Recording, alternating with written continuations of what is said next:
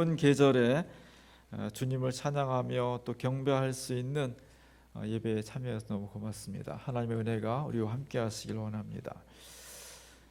예수님께서 우리를 가르치시면서 또 제자들에게 말씀하시면서 가끔 제자들에게 가장 중요한 질문을 하셨습니다. 많은 가르침을 주셨고 또 기적도 베푸셨고 제자들 가운데 하늘의 진리가 무엇인가를 말씀해 주셨는데 그 모든 것을 다 뭉뚱그려서 핵심적인 질문은 너희는 나를 누구라 하느냐 하는 것이었습니다.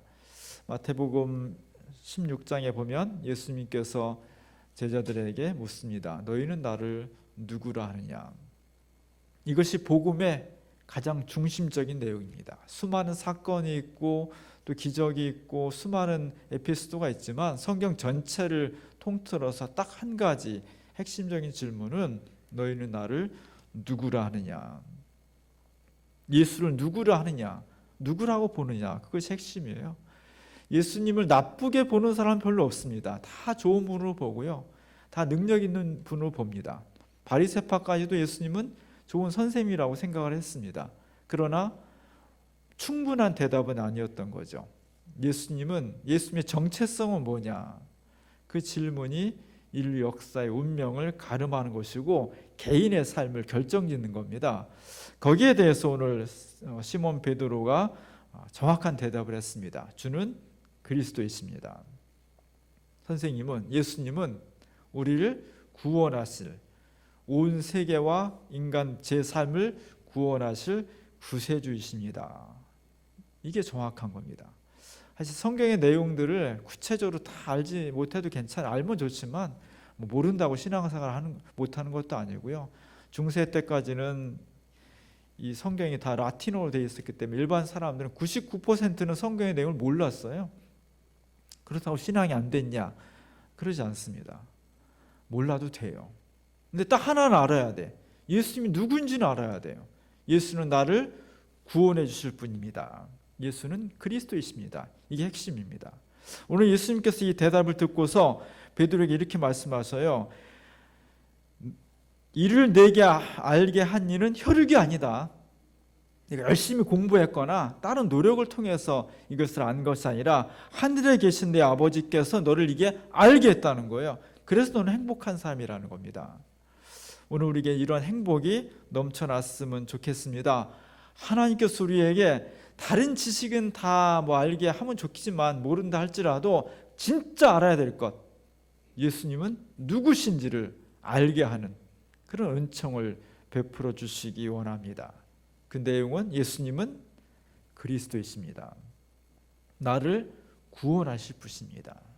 이 고백이 우리 가운데 넘쳐날 수 있길 원합니다. 이 고백을 통해서 베드로는 엄청난 축복을 받았어요. 오늘 보면은 너는 베드로라, 내가 이 반석 위에 내 교회를 세울 거다. 베드로는 원래 뜻이 바위라는 뜻입니다. 반석이라는 뜻인데 그 위에다가 이제까지 2000년 동안 앞으로 지속될 그리스도의 교회를 세우겠다는 거예요. 엄청난 축복이죠. 그래서 베드로는 이 고백 하나로 수많은 제자 중에 대표가 되었습니다. 오늘날도 베드로 하면 제자 중에 가장 위대한 사람이고, 그가 사실 성품적으로는 결함도 많고요, 욱하는 승질도 있고 비겁하기도 하고 앞뒤 사리분별 잘 못하는 여러 가지 결격 사유가 있는 사람입니다. 그럼에도 불구하고 그가 모든 교인들을 대표하는 대표가 될 수 있었던 것은 그게 인격이나 지식이나 학력이나 이런 것들이 아니라 딱 한 가지, 예수는 그리스도이십니다. 이 고백이 그의 운명을 결정지은 거예요. 마찬가지로 오늘날 우리가 진정한 신앙이 되기 위해서는 여러 가지가 필요한데 가장 중요한 것은 이 신앙 고백입니다. 내가 이 베드로 위에 교회를 세우겠다는 것은 엄밀히 말하면 베드로 한 개인 위에 세우겠다는 것이 아니라 베드로가 했던 신앙 고백, 예수는 그리스도이십니다. 이 고백 위에 교회가 세워져야 돼. 교회가 여기에 세워 있지 않으면 아름다운 휘황찬 건물이나 재정이나 사람들의 인격이나 무슨 관계나 이런 거에 세워지면 교회는 무너지는 거예요. 교회는 끊임없이 예수는 그리스도이십니다 라는 이 신앙 고백으로 돌아가려고 해야 돼. 개혁은 여기에 있는 거예요. 종교개혁은 바로 여기에 있던 겁니다. 잃어버렸던 이런 것들을 다시 회복하는 것이 교회의 개혁이고 교회의 본질을 회복하는 겁니다. 우리가 주님 앞에서 예수는 그리스도이십니다 라는 이 신앙 고백을 끊임없이 다시 끌어올려야 돼. 그럴 때 내가 새로워지고 교회가 새로워질 수 있는 겁니다. 그리스도를 아는 것이 중요한 것처럼 그 그리스도를 세상에 보내신 여호와 하나님, 그 하나님 어떤 분이시나 아는 것이 대단히 중요해요. 성경에는 하나님에 대해서 여러 가지로 설명을 하고 있는데 가장 중요하고 근본적인 설명은 하나님은 창조주 하나님이다. 창조주 하나님이라는 게 대단히 중요합니다. 하나님이 세상을 창조했다는 겁니다. 우리도 창조했고 우주도 창조했고 풀과 나무와 새와 모든 것을 창조했다는 거예요. 이게 왜 중요하냐 하면 오늘날 수많은 과학적인 흐름에서 이야기는 존재하는 것은 어떻게 생긴 거냐? 우연히 생겼다는 거예요. 어떤 뜻이나 목적이 있어서가 아니라 어쩌지 하다 보니까 생겼다는 거예요. 사람은 어떤 존재냐? 그냥 던져진 존재라는 거예요. 여기에서 기독교는 아니라고 하는 겁니다. 하나님이 창조했다는 것은 우리 한 사람 한 사람 새와 풀과 나무 하나하나까지도 창조하신 분의 분명한 목적과 뜻이 있다는 거예요. 목적이 있는 존재라는 거예요. 이게 대단히 중요해. 내가 인생을 살아갔는데 나는 그냥 우연히 던져진 존재야 이런 생각을 가지고 살아가는 것하고 하나님께서 내 생명을 분명한 뜻과 섭리와 목적 가운데 창조하셨어 이 생각을 가지고 살아가는 것하고는 인생이 다른 거예요.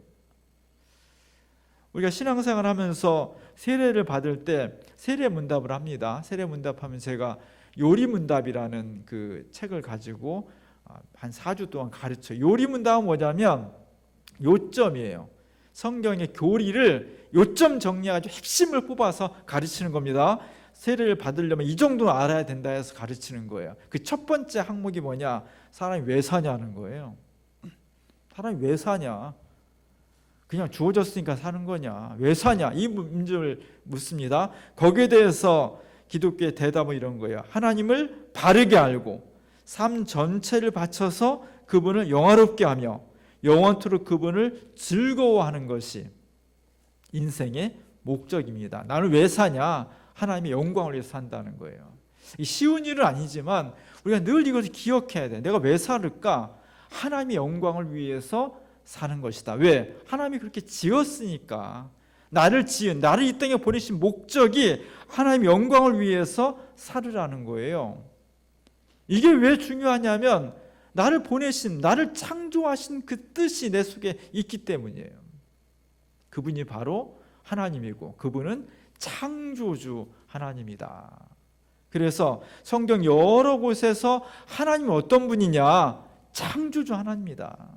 우주를 창조하시고 인간을 창조하시고 산과 들을 창조하신 분이다. 이사야 40장 12절에 보면 누가 손바닥으로 바닷물을 헤아렸으며 뼘으로 하늘을 쟀으며 땅의 티끌을 되담아 보았으며 접시 저울로 산들을 막대 저울로 언덕들을 달아보았으랴. 한 2500년 600년 전에 사람들이 보니까 야 하늘이 참 넓다. 바닷물이 너무 넓고 강이 어떻게 굽이칠 수 있을까? 앞동산에 있는 산은 무게가 도대체 얼마나 나갈까? 이런 의문들이 있는 거죠. 지금 같으면 여러 가지 방식으로 계산해냈겠지만 그 당시에는 알 길이 없는 거예요. 인간이 아무리 위대한다 한들 강물이 얼마나 되는지 산이 왜 생겼는지 알 수 없지만 하나님께서는 창조하신 분이니까 산과 들과 다 이런 것을 재면서 알아보시는 그런 분이다. 그러니 우리가 그분 앞에 우리의 전 존재를 드리며 살아야 되는 것이다 하는 이야기를 하고 있는 겁니다. 오늘 제가 주부에 세계를 창조하시는 건축하시는 창조주에 대해서 그림을 찾았어요. 한 800년 전에 옛날에는 유럽에 무슨 성경책 같은 게 많지 않았지만 부분적으로 성경을 만들면서 거기에 그림을 넣었습니다. 사람들이 문맹이 이렇게 잘 몰라서. 특이한 것은 창조주 하나님을 그릴 때 여기서 800년 전에 그린 이 사파 그림에서는 예수님이 우주를 창조하시는 것으로 나와요. 멋있습니다. 예수님은 아주 전형적인 서양의 잘생긴 훈남의 모습으로 그렸어요. 머리가 막 머리카락 포마드 발라가지고 착 기름지게 벗겨 넘겼고요. 그리고 수염도 아주 그냥 멋있게 잘 다듬었습니다. 거기다가 또 아우라까지, 후광까지 있으니까 정말 멋있는 창조주의 모습을 그리고 있습니다. 전능하신 창조주가 세계를 창조하시는데 예수님의 눈을 보면 딱 눈동자가 한 곳에 집중하고 있습니다. 정성을 다해서 온 심혈을 기울여서 지금 창조를 하고 있는 거예요. 사람의 눈동자가 살아있어야 되고요. 사람의 삶에 있어서 산만하면 안 돼. 뭔가 종합적이면서도 집중하는 게 있어야 돼요. 그래야 뭔가 이루지. 세상에 대충 되는 건 없는 거예요. 내 인생도 그렇고 교회도 그렇고 역사도 그렇고 뭔가 초점이 있어야 돼. 예수님이 지금 두 눈을 초점을 모아서 온 세계 우주를 창조하는 데 힘과 뜻을 모으고 있는 겁니다. 그렇게 해서 만들어진 존재가 나예요. 그래서 소중한 겁니다. 우주를 창조하실 때 예수님께서 창조주는 왼손으로 우주를 지금 받치고 있어요. 흔들리지 않도록. 옛날 사람들은 과학이 발달하지 않았기 때문에 밤하늘을 보면 우주가 어떻게 생겼냐, 우주에 천장이 있다고 생각을 했어요. 그래서 우주 그 천장에 해도 달려있고, 우리가 천장에다 실 매달아 과자 매달듯이 해도 이렇게 달려있고 달도 매달려있고 별이 막 매달려있는, 그렇게 생각을 했습니다. 그런 사고방식 가운데 우주를 창조하는 거예요. 가운데는 지금 누런 호박처럼 생긴 게 지구겠죠. 그 지구를 지금 창조주가 하나씩 건축해 가는 거예요. 뭘로 가지고 건축을 해요? 지금 컴퍼스를 가지고 건축을 합니다. 800년 전에 컴퍼스가 있다는 것도 참 신기한 노릇인데, 컴퍼스는 정확성이에요. 원을 그릴 때 대충 그리는 것하고 컴퍼스를 가지고 그리는 것하고는 다르잖아요. 정확하게 엄밀성을 가지고 지금 우주를 건축해 가는 겁니다. 대단히 중요한 거예요. 하나하나 이 세상 모든 것들이 다 그냥 된 것이 아니라 하나님, 창조주 하나님의 정확한 계산과 뜻과 섭리와 목적에 의해서 만들어졌다는 거예요. 이게 대단히 중요한 겁니다. 우리가 그 하나님을 잘 알아야 돼. 오늘 이 그림의 가장 핵심적인 부분 중에 하나는 발이에요. 창조주의 발이 액자의 바깥으로 나와 있어요. 우리가 보통 그림 그리면 액자 안에 모든 것을 집어넣잖아요. 근데 이 화가는 창조주의 오른발 하나를 액자 바깥으로 끄집어냈어요.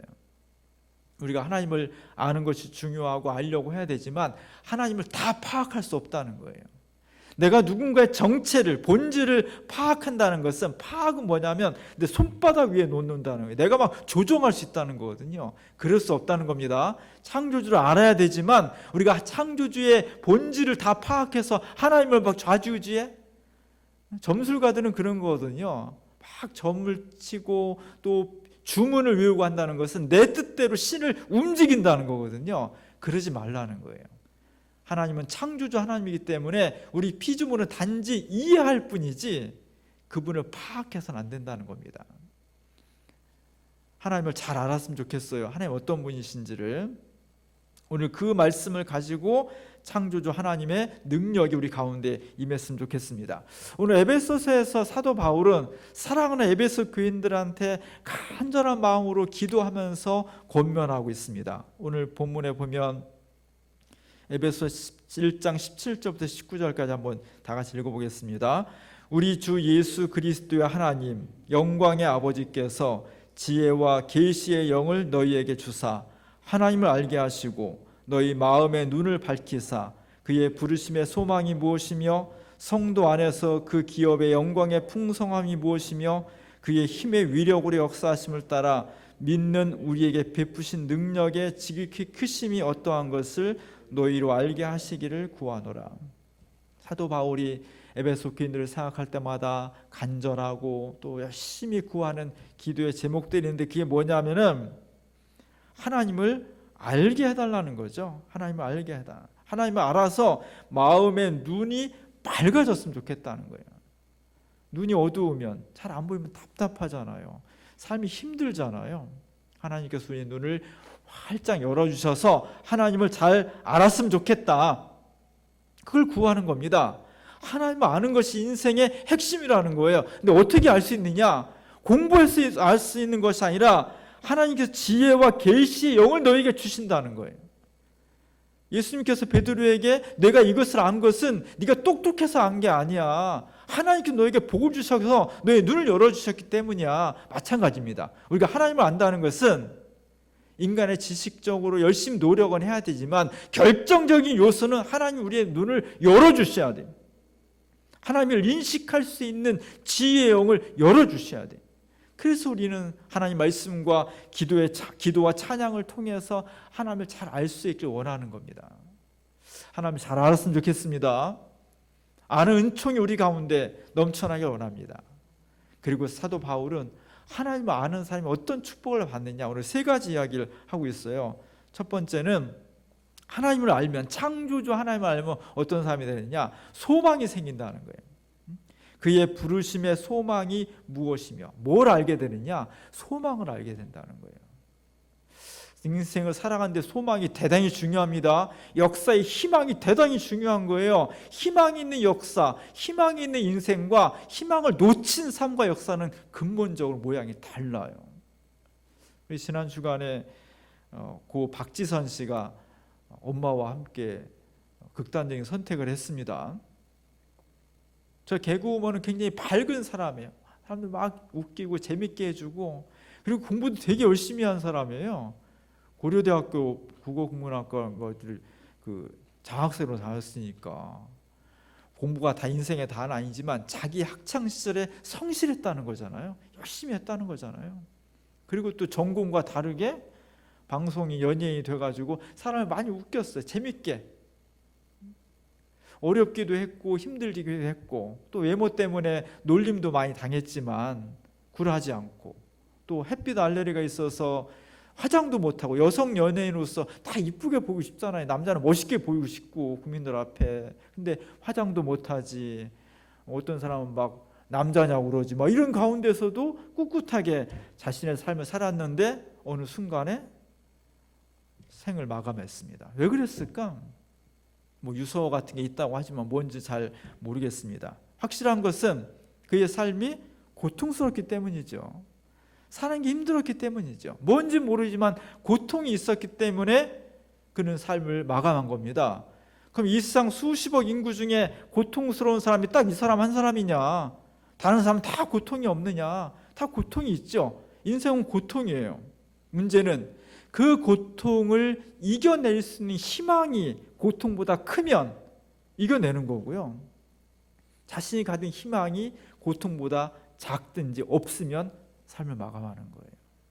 희망이 중요한 겁니다. 우리가 다 경제적으로, 육신적으로, 가정의 문제, 사회의 문제, 많은 것으로 고통을 당하고 있어요. 근데 우리는 왜 견뎌내느냐?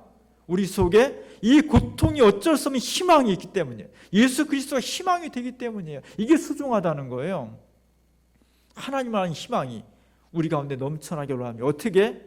창조주 하나님을 알면, 창조주 하나님을 아는 순간 우리 속에 희망이 막 생겨난다는 거예요. 이 은총이 우리 가운데 있길 원합니다. 두 번째로 하나님을 알면은 하나님의 은혜가 풍성한 걸 안다는 거예요. 풍성한 거. 하나님 째째한 분이 아니라는 거예요. 하나님은 풍성한 분이라는 거예요. 우리에게 주시되 놀라운 은총을 베풀어 주신다는 겁니다. 마태복음 6장에 보면 예수님께서 하나님 어떤 분이냐? 주라, 그리하면 너에게 줄 것이니 곧 후히 되어 누르고 흔들어 넘치도록 하여 너희에게 안겨주리라. 하나님께서 우리에게 주시는데 막 그냥 넘치도록 주신다는 거예요. 막 흔들어서 막 더 빼곡히 빈자리가 없도록 최선을 다해 최대한으로 주신다는 겁니다. 우리가 자식을 사랑하면 어떻게 해요? 주되 내가 할 수 있는 최선을 다하려고 하지, 하는 척만 해? 그건 진짜 부모가 아니에요. 그런 부모가 어디 있어요? 내가 정말 그 자식을 사랑한다면 내가 할 수 있는 최선을 다해서 주고 싶은 거에, 마찬가지로 창조주 하나님 우리를 만들어 놓고서 네 맘대로 살아, 나는 책임 못 져, 이게 아니라 할 수 있는 최선을 다해서 주시겠다는 거예요. 옛날에는 쌀을 대박으로 사다 먹은 적이 있습니다. 시장 가서. 시장 가면은 다라에다가 사람들이 이렇게 쌀을 먹고서 한 대박 두 대박 이렇게 사갔어요. 돈이 많지 않으니까. 그러면 사료 푸대 속 뜯어가지고 만든 누런 그 봉투에다가 이렇게 담아주잖아요. 대박이 큰 것도 있고 작은 것도 있습니다. 한 박 뚝 떠가지고 어떻게 맨 끝을 잘 봐야 돼요. 어떻게 싹 깔끔하게 밀어버리는 주인이 있어요. 그 사람은 이렇게 올라오는 거 안 주겠다는 거지. 정확하게 주겠다는 거죠. 딱 돈 낸 만큼만. 그런 사람은 별로 안 가고 싶죠. 근데 후한 주인도 있어요. 이렇게 해가지고 그렇게 인색하게 안 밀고 그대로 주는 사람도 있어요. 하나님 어떤 분이냐? 인색한 분이 아니라는 거예요.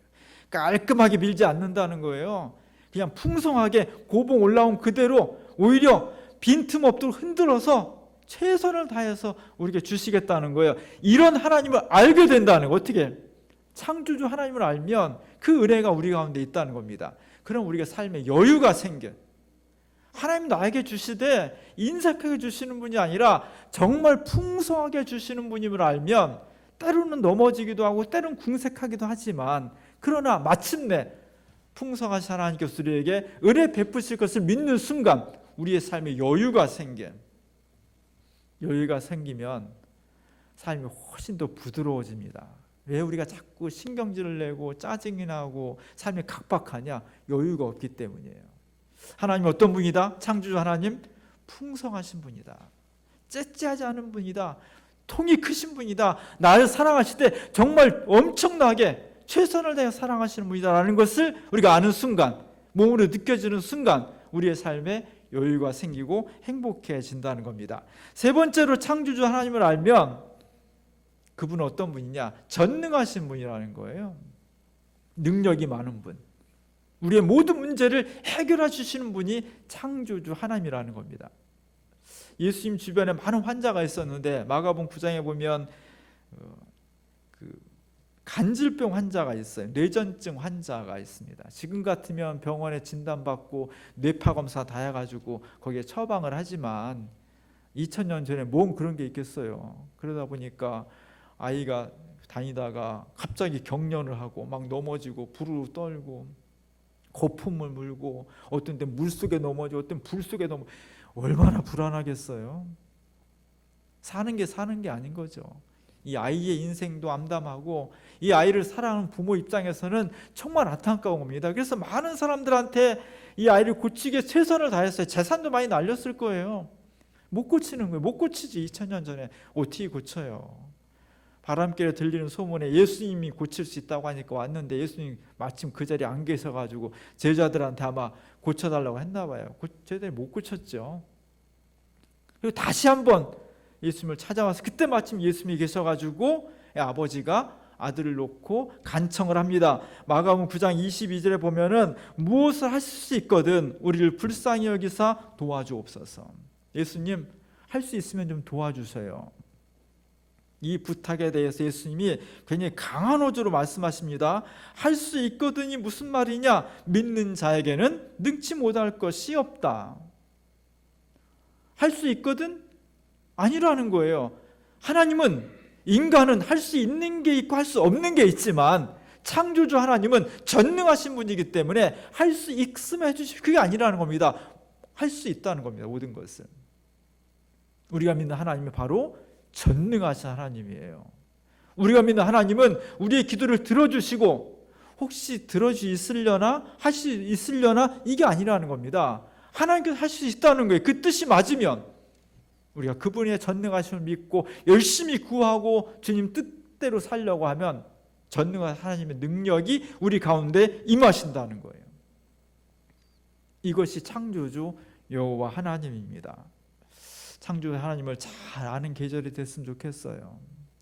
우리 개인이, 우리 가정이, 우리 역사가 창조주 하나님의 뜻을 받들어 그분과 함께 동행할 수 있기를 원합니다. 그러면 우리 개인과 가정과 역사에 소망이 생겨요. 소망을 막 만들 수 있는 게 아니라 주어지는 은총이에요. 우리의 삶이 훨씬 더 풍성해져요. 여유가 있어져요.